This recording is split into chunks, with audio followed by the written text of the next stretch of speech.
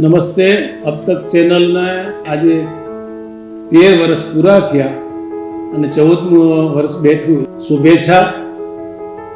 અને આજ સુધી જે લોકોને પીરસતા રહ્યા છે અને એથી વધારે પીરસે અને એક સારા છેવાડાના વ્યક્તિ સુધી સાચા સમાચાર પહોંચાડતા રહીએ એવી શુભેચ્છા સાથે હું ચંદુભાઈ વિરાણી, બાલાજી વેફર્સ.